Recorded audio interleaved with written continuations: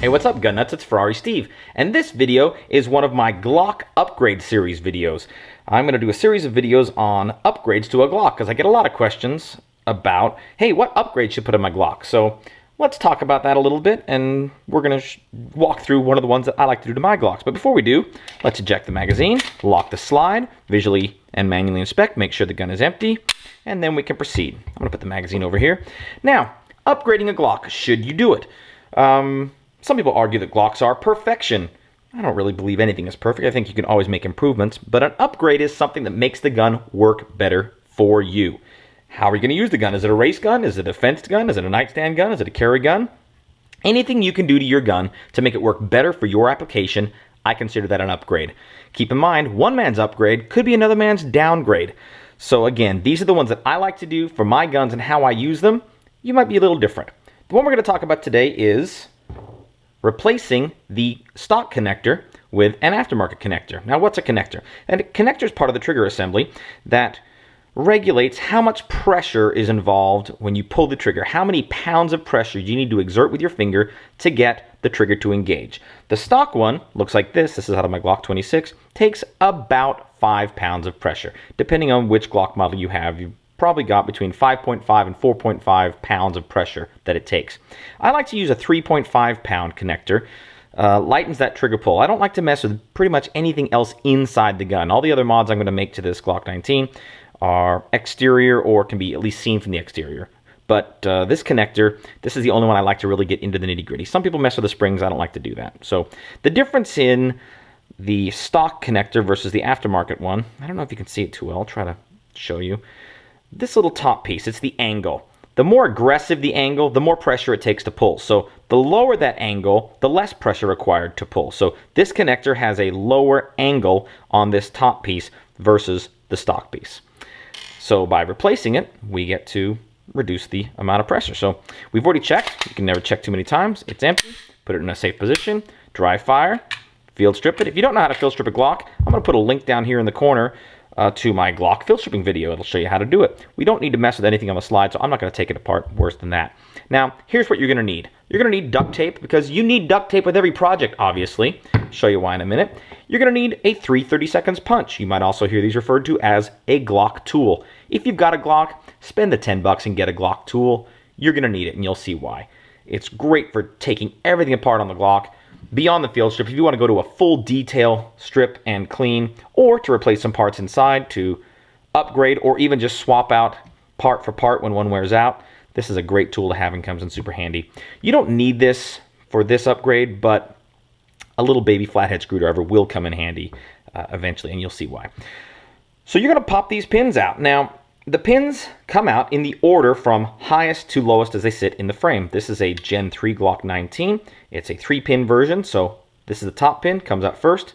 This is the locking block pin, holds the locking block in place. The trigger pin holds the trigger here in place, that comes out last. And then the trigger housing pin, which holds this trigger housing down in place into the frame, that comes out third. Now, these pins don't take a lot of force. So if it's not coming out right away, wiggle something until you get it to come out easily. The other thing I like to do is get a little cloth down. That way, my mat's black and the pins are black, so this way I can see things better. I'll put my new connector over there so I know where it is. And as I take things out, put them down in the order in which they came out of the gun. So when it comes time to reassemble, you don't have to remember what the order was that they came out. Unless you got this video handy, then go ahead. So let's use our punch, 3/30 seconds punch. You don't need to put a lot of force. Let's put it in the locking block pin, line it up, and just push down. Then the duct tape here holds the gun up, and the pin drops right down into the hole. And there it is. Next comes our trigger pin. Now, this can sometimes be a little finicky. Let's see. Oh, mine wasn't. But if it is, you can wiggle the trigger around. You can wiggle the trigger bar here around. Wiggle things around until that pops out. Mine popped out real nicely, and that's great. You see there's a couple grooves in here. They lock in place as you push it in. Again, third is this pin right here. Put your punch tool in. Just push down. Notice, it doesn't take a lot of force.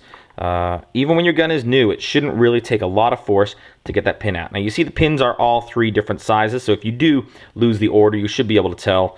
The final one, or the trigger housing pin, is smooth, has no notches on it at all, and it's the shortest.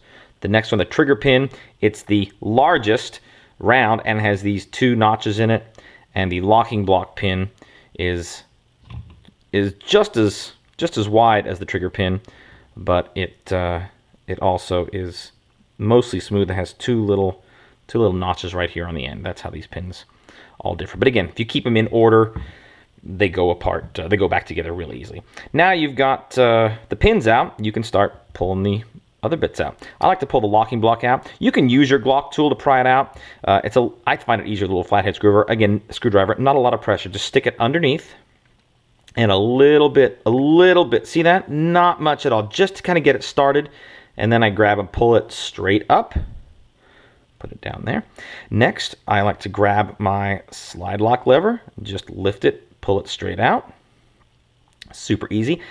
That's really all there is to just grab the trigger bar here, pull straight up, and your entire trigger assembly should just come out of the frame.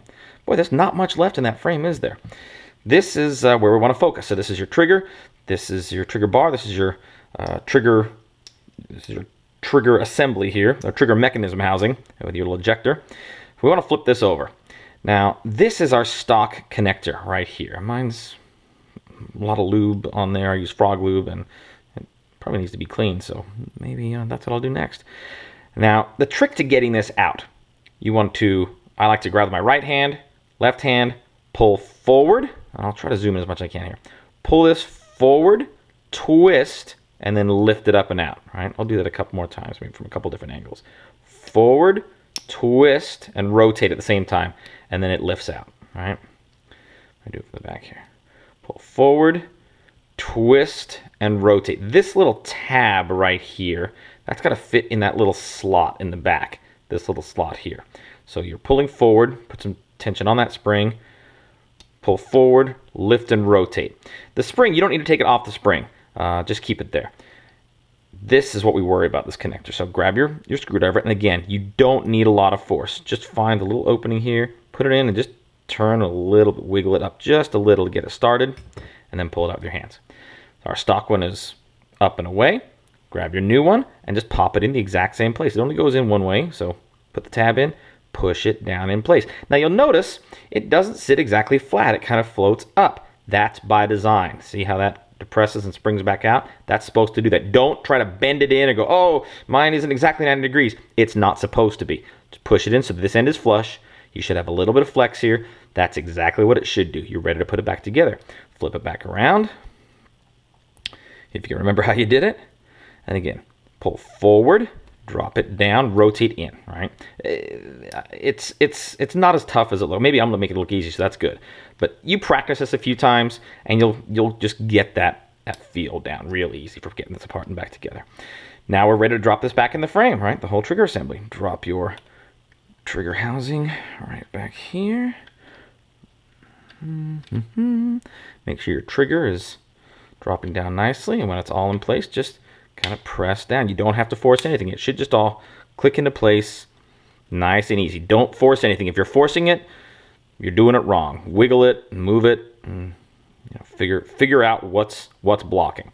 Now we're ready to start reassembling the pieces. We start from the right. Let's get our slide lock lever. Push it into place right there. You know, you can alternatively put the locking block in first. So maybe let's do that. You can do this and then put the locking block down on top, or you can put the locking block in first. Some people like to do that, so maybe I'll do it that way too, just to show that you can. Take the locking block, drop it down in place. Your slide lock lever. Now, notice here, you got this spring on the top. You want to make sure that spring is still sticking and visible out the front. You don't want to get it locked behind the locking block. So, can you see in there? The spring is still just a little bit visible right here. And this is free because there's nothing holding it in place. Now, let's start putting our pins in. I should have put this in first, I guess, but we'll take that out. Let's put our trigger housing pin in. And again, I push in nearly all the way. And in fact, I didn't even need my punch tool to get it into place. I was able to push it all the way through just with my fingers. And you can lube those up, or you may not even need to. They may just go that way by themselves. We've got our locking block in already. Take our slide lock lever, put it into position. Now, you should look through this hole here, because this is where the pin's going, just to make sure you can see daylight. You may need to wiggle the trigger around. You may need to move the slide lock lever around. You know, I want to make sure it's in. You can see it's there. That's the right place. There, it's not going to work. There, it is going to work. Get it in position. Some people like to get this started and then put your lever in. You can do that. I put it in and then just make sure I've got it lined up and then just push it forward. Again, I don't need the punch to get it back in. It may not go all the way and you want to put the punch there and push it through, but mine's been apart and just seems to go real smooth. You may get lucky and get a new one as well. And again, this is not that used a gun. This is my newest Glock to me. I've had it apart a few times, but it still comes apart and goes back together pretty darn easy. And then last is our locking block pin. Now, this is probably the spot where the screwdriver comes in the most handy, and it's to depress that little edge of the spring down. Oops. Press that end of the spring down so that I can push the pin across all the way and into position. And make sure, yep. That one is requiring a little force, so I'm going to push it out, make sure everything's clear, because I don't like anything requiring force, right? If it's requiring force, I'm probably doing it wrong. Ooh, that popped over the spring without me having to push it down. Very nice. And there it goes in. That will need a little bit of punch love right there. Just a little. There it is. And now we're ready to put our slide back on. Line up the little tabs here. Line up the tabs in the back. And now we're ready to point it in a safe direction, and yep, I can feel that difference. Again, it's not dramatic, right? But it's enough. It's easier. It's 3.5 pounds versus 5 pounds. And that's really all there is to upgrading your connector on a Glock. If you like what you see, please go ahead and subscribe. Like I said, I will be doing a full series on Glock upgrades. This is the first in that series. And go ahead and subscribe if you like what you see and you want to see more Glock upgrades. This is Ferrari Steve thanking you for watching and reminding you, get out there and practice with your Glock. Get it dirty, then clean it, get it dirty again, so that the first time you have to use your gun isn't the first time you have used your gun. Get out there and have fun with your Glock. Upgrade, modify, don't be afraid to try things out. And you know what? Don't be attached to the modification either. If you try a modification and it doesn't work for you, don't be too proud to take it out, put it in your spare parts bin and go, you know what? I tried that. It didn't work for me.